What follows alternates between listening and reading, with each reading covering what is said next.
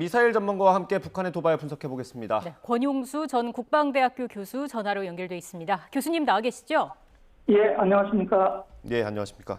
본격적으로 분석하기에 앞서서요. 이게 일반적인 것부터 좀 설명을 드려야 될 것 같습니다. 미사일 보통 순항 미사일 그리고 탄도 미사일로 구분하지 않습니까? 어떤 특징이 있습니까?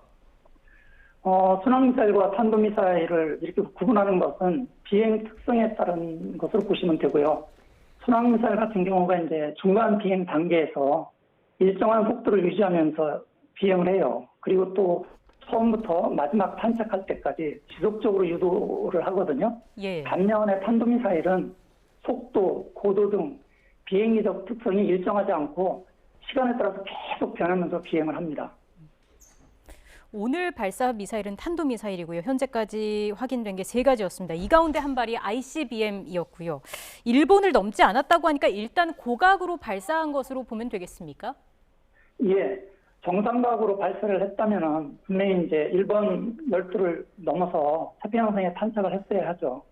그래서 각도를 높여서 고각 발사를 하는 경우에는 충분히 ICBM 비행시험을 할 수가 있어요. 실제로 북한은 이제 2017년도에 3차례, 그리고 금년도에 한국에서 총 4차례에 걸쳐서 ICBM 비행시험을 했는데 모두 고각 발사입니다. 네, 이 중거리 미사일만 해도 괌까지 날아갈 수 있지 않습니까? 이 ICBM은 어디까지 타격이 가능합니까? ICBM은 이제 비행거리가 5,500km 이상을 ICBM이라고 하죠. 그러니까 미 본토를 우리가 타격을 하려면 적어도 10,000km 이상이 되어야 하거든요. 네. 예를 들어서 이제 화성 14, 15가 이제 ICBM인데 화성 14 같은 경우는 그 서부 해안, 그러니까 이제 최대 사거리가 10,000km 정도 되고요. 화성 15 같은 경우는 동부 해안까지 도달할 수 있거든요. 그래서 13,000km 정도의 그 사거리를 가지고 있다라고 보시면 됩니다. 그리고 북한이 어제는 단거리 탄도미사일을 20여 발 쐈는데 이거는 우리나라 전역을 타격할 수 있는 건가요?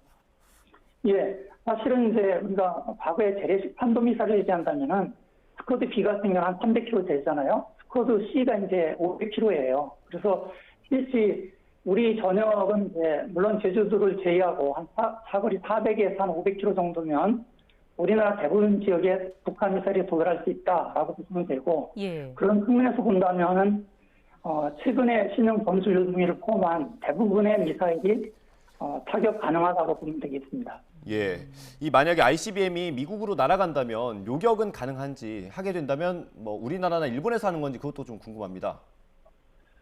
그 ICBM은 비행 속도가 엄청 빠르죠. 뭐 10,000km 정도 되는 경우가 막 20 이상이라고 하잖아요. 그래서 예. 13,000km 되면 막 25 정도까지 될 수 있을 것 같은데, 그래서 그런 측면에서 본다면은 미국의 경우는 이제 제한적이지만 가능하다고 봐요. 다른 나라는 좀 힘들다고 보고요. 미국은 이제 다른 국가와 달리 우주 감시 정찰 위성부터 시작을 해서 다양한 감시 추적 센서를 운영하고 있죠. 또 전용의 ICBM 유격체라고 할 수 있는 GBI, 그라운드 베이스 인터셉터를 배치해서 운영하고 있습니다.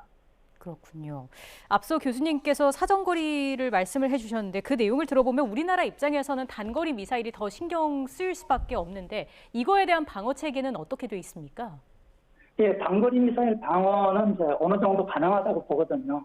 그렇지만 이제 우리가 우려하는 거는 서커쓰기잖아요. 예. 그래서 서로 다른 지역에서 수직 수평의 어떤 다차원적 그러한 시나리오에서 공격을 하는 경우에 대해서는 이제 현재와 같은 수준의 방어 체계로는 제한이 될 수 있다고 봐요. 그래서 이제 지속적으로 방어 능력을 강화해야 한다 이렇게 생각합니다. 예, 북한이 뭐 미사일만 쏘는 게 아니라 포사격도 많이 하고 있지 않습니까?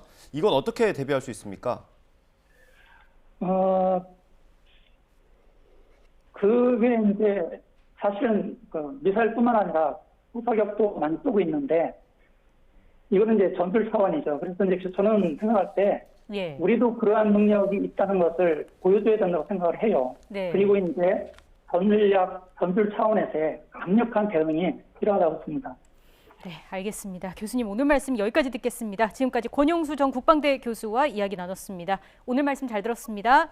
감사합니다.